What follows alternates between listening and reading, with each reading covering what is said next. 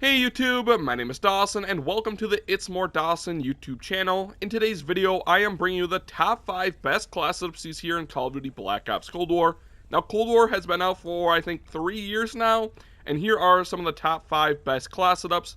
Now if you guys find this video helpful, make sure you guys slap the like button, and also guys, if you guys are new to the channel, make sure you guys also hit the subscribe button. With that out of the way, let's get right into class setups. Now these class setups are in no particular order, they're just kind of randomly based and just what I thought of off the top of my head. Anyways, starting off with the LC-10. Now the LC-10 has been a very dominant SMG ever since it was released. I don't even know when or what season this was released in, but it has been a very dominant weapon as such then.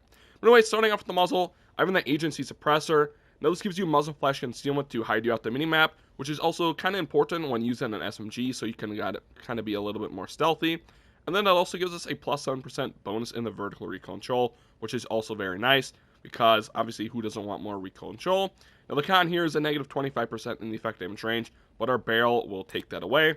And like here is the barrel, the 13.9 inch task force barrel, which improves the damage a plus 7%, the effective damage range a plus 50%, and the bullet velocity a plus 75%.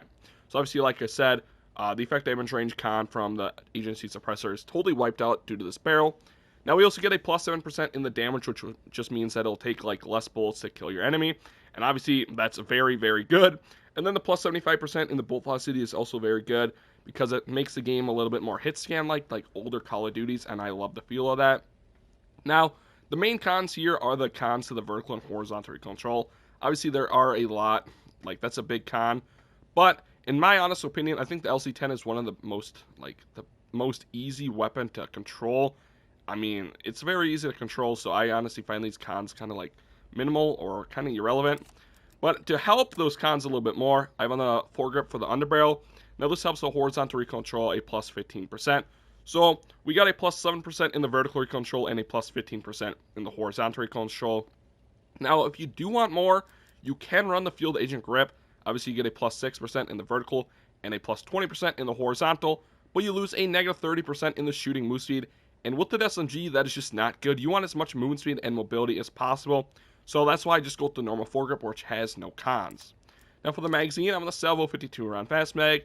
Now, this is pretty self-explanatory. This is just a bigger mag size and faster reload speeds. I'm pretty sure I have a magazine on literally all my class outs because I do not like the slow reloads, and I of course like to have the biggest mag possible so I can get insane feeds. And then finally, for the handle, I have the airborne elastic wrap, which improves the aim down sight speed a plus 30%, the flinch resistance a plus 90%, and then you also get the added bonus of being able to aim while going prone, or basically being able to drop shot. And that is basically the key thing there. Being able to aim while going prone is huge. Drop shotting is a big thing in Call of Duty, and you definitely want to, use it, and airborne elastic wrap obviously helps that. But yeah, that is the LC-10 class setup. Quick review: agency suppressor, task force barrel, foregrip, Salvo 52 round fast mag, and then the airborne elastic wrap. Moving on to probably my hands down favorite assault rifle class setup to use. I used to use the Krig 6 a lot. The Vargo 52 is also very solid, but I'm not sure if everyone has the Vargo 52. I don't even know how you unlock it nowadays, but everyone has this gun, and it's the most consistent weapon in this game, and that is the AK-47. I found this class setup out like a long time ago, and I've never changed it since, and I just think this class setup is a banger. So starting off with the muzzle, again, I'm on the GRE suppressor, which eliminates the muzzle flash to hide us out the minimap. It's not as important as it would be with an SMG, but this class setup is a lot more run and gun as well, so you definitely want that stealthy ability to it.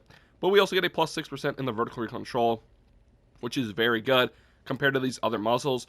Obviously, you get a plus 10 here in the vertical recoil control on the KGB Eliminator, but you also lose a negative 10% in the horizontal.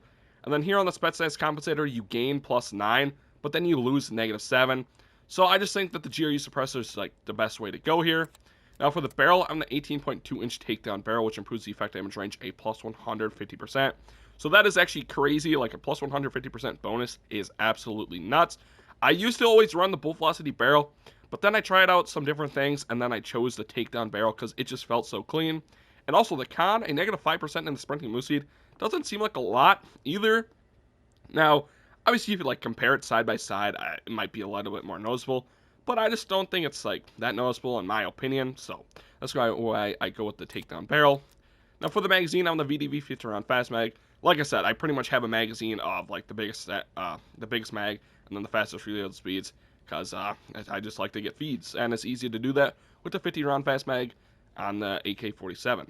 Now for the handle, again, I'm in the GRU elastic wrap. I'm pretty sure I have this handle on all my class setups because of the sole bonus of being able to aim while going prone. I don't want to repeat myself too much, but obviously I have the same reason. I just like being able to drop shot, so that's why I have it on. And then finally for the stock, I'm the KGB skeletal stock, which improves the sprint to fire speed as well as the aim, walk, and move speed. Now, the sprint to fire speed bonus is actually crucial, because like I said, I am a run and gun kind of player, so I'm sprinting around the map, and that sprint to fire speed bonus is very, very helpful. So it'll just help you drop your gun after being able to sprint. Obviously, aim down sight speed is a little bit different, because aim down sight speed is more of if, it's just like, it is aim down sight speed, and the sprint to fire speed is basically like the pull-up time. So with those two being very fast, you can make any weapon very, very versatile. And then the aim, walk, and movement speed is also very good. The hipfire actually con here isn't really that noticeable, because with an AR you are seldomly hipfiring, so I just find that con obsolete. Now to review our class setup, again, we have on the GRU suppressor, 18.2-inch takedown barrel, 50-round fast mag, GRU elastic wrap, and then the KGB skeletal stock. Next up, we have another very dominant SMG, and that is the Tech 9. Now, the Tech 9 has been very, very good ever since it was released, and honestly, some would say very overpowered and very broken. Now, it has had some nerfs why I'd probably use the LC10 over it, but the Tech 9 is still a very, very solid weapon. So starting off with the muzzle, I'm the full auto repeater. If you guys did not know, the Tech 9 is actually default by semi-automatic. And honestly, you definitely do not want an SMG that is semi-auto. There's no point to just trigger finger every bullet. It just doesn't make sense to me. It does have a burst fire repeater, which is definitely valid, and I would vouch for it. But I just like the full auto repeater. Now our cons here are pretty detrimental. As you can see, we lose a lot of damage and effective damage range. But I just think that the full auto repeater is kind of needed. But now for the barrel, I'm the 8.1-inch task force barrel to basically offset some of those cons. Obviously, we get a bonus in the damage, effective damage range, and bolt velocity. A plus 6% in the damage doesn't totally wipe away the con from the full auto repeater, but it definitely makes a good solid chunk out of it. Now, the effective damage range obviously does wipe out the con, and then the bolt velocity again. I do like the hit scan feel to it, especially on SMGs. SMGs, you can really notice the hit scan not working when you're medium and long range, of course. So the bolt velocity is definitely needed for me. It just makes the game a lot more clean. Underbarrel, I'm in the foregrip once again to improve the horizontal recoil control. Honestly, the Tech 9 is basically like the LC10. Its recoil is very, very easy to control, and that's why I just go with the foregrip. But like I said again, if you guys do need more added recoil control, you can throw on the field agent grip. But again, for the same reason why I'm not using it, I do not like the shooting move speed con because it is an SMG, and you want to be as fast as possible. So that's why I go with the foregrip with no cons. Magazine. The Stanag 39 round mag.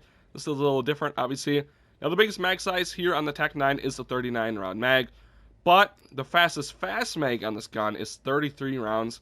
So basically, you get 6 extra bullets with the 39 round mag, but you just don't lose that, or you don't get the reload quickness. But we also do save a 10% con in the aim down sight speed. As you can see, we have a negative 25% here on the 33 round fast mag, but here on the Stanag 39 round mag, we only have a negative 15%, and I just find that pretty detrimental you're having less ammo. And honestly, if you have a bigger mag size, you're going to reload less, so that's why I have on the 39 round mag.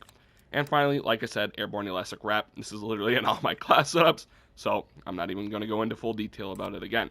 To recap once again, muzzle, full auto repeater, 8.1-inch task force barrel, foregrip, 39 round mag, and then the airborne elastic wrap. Here is another absolute one of my favorite assault rifle class ups, and that is the Vargo 52. Now again, I don't know how people unlock the gun nowadays without the actual challenge that was in the game beforehand. It might still be the same, but honestly, if you don't have the Vargo 52, you need to unlock it. It is probably one of the best assault rifles in this game, and it was one of the last DLC weapons ever added, so definitely want it unlocked. Consistent attachment here for the muzzle wheel and the GRU suppressor. This, of course, again, gives us a muzzle flash concealment. Not going to go into that again. But it gives us a plus 10% in the vertical recoil control. If you guys remember, we got a plus 6%, I believe, from the GRU suppressor on the AK-47. But here is a plus 10%. And that is basically the main reason why I chose the GRU suppressor. Now, for the barrel, I'm the 18.6-inch Task Force barrel. This improves our damage a plus 9%. Now, I'm pretty sure that is like the most I've ever seen it on any weapon when using the Task Force barrel, and that's why I have it on this class setup. Now, we only get a plus 20% in the effective damage range, where mostly it's like plus 50%. Then we also only get a plus 66% bonus in bullet velocity, which I believe it's usually like a plus 75%. But the plus 9% of the damage is what makes this class setup. Also, our recoil control cons are different compared to other Task Force barrels. Usually it's like a negative 20 and negative 15% con, I believe. But here it's a negative 12 and negative 18, so it's less recoil control. And the cons, magazine, I'm the Spetsnaz 50 round mag. Again, this kind of goes in the same thing as the Tech 9 almost. I feel like the Vargo, you kill a lot faster, so you really don't need to have a fast mag. And it also ties in, you lose way more aim down sight speed with the 50 round fast mag. I just don't think it's needed on the Vargo 52, because I just feel like the Vargo 52 just kills so quickly with that plus 9% damage bonus from the Task Force barrel. Again, handle, GRU elastic wrap, not going to go into full detail about that one again. And the stock is a KG skeletal stock, just like the AK-47. This stock is literally just the best stock for run and gun players like myself, who are wanting to be very, very aggressive. Of course, like I said, the sprint to fire speed is absolutely massive on this stock, so that's why I have it on. Recap: muzzle, GRU suppressor, 18.6-inch Task Force barrel, 50 round mag, GRU elastic wrap, and then the KGB skeletal stock. And finally, for our last weapon, we have the M16. It's about time that I chose a weapon loadout that was not an SMG or an assault rifle, and this tactical rifle is absolutely a banger.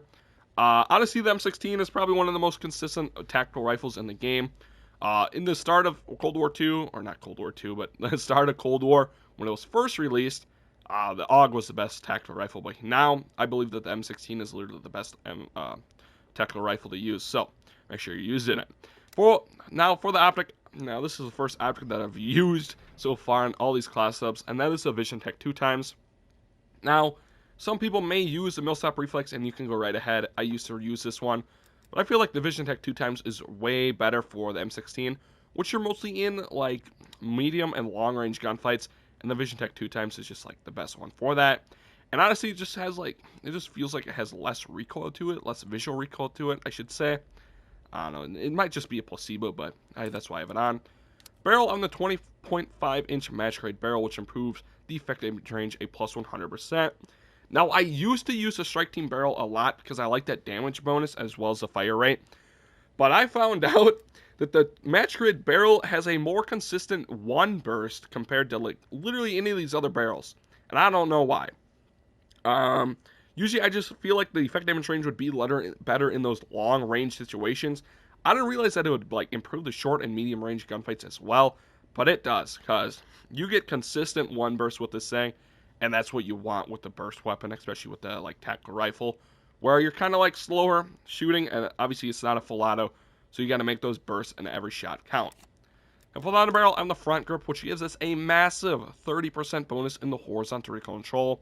Now, obviously our barrel did not hurt the recoil control at all, but who doesn't want more recoil control? And a plus 30% without any cons is absolutely massive. That's why I have it on. And I honestly don't think that you'll need the field agent grip for this gun, so just stick with the front grip. No magazine for once. Handle, of course, airborne elastic wrap. It's just needed on literally all my class setups. And then finally, for the stock, I'm the SAS Combat stock. Now, this improves the shooting move speed a plus 10%, so you can strafe back and forth a little bit quicker when you're aimed on sights and shooting. And then you also get a plus 78% in the aim walking move speed, which is absolutely massive. I know it's a lot more than what other stocks have on other weapons, but that's why I have it on. And then also, I also have it on because the M16 is not really a run and gun weapon. It's more like you got to be pre-aimed, and that plus 78% in the aim walking speed, it really helps when you're pre-aimed. So that's why I have it on. Now, to recap this class setup, I have the Vision Tech 2x, 20.5-inch match grade barrel, front grip, airborne elastic wrap, and then the SAS Combat stock. Now, those are my top 5 best class setups to use here in Call of Duty Black Ops Cold War Year 3, I believe. So, again, if you guys found this video helpful and you guys want to see more Cold War content, make sure you guys sub like button and also hit that subscribe button, and I'll see you guys in the next one. a peace.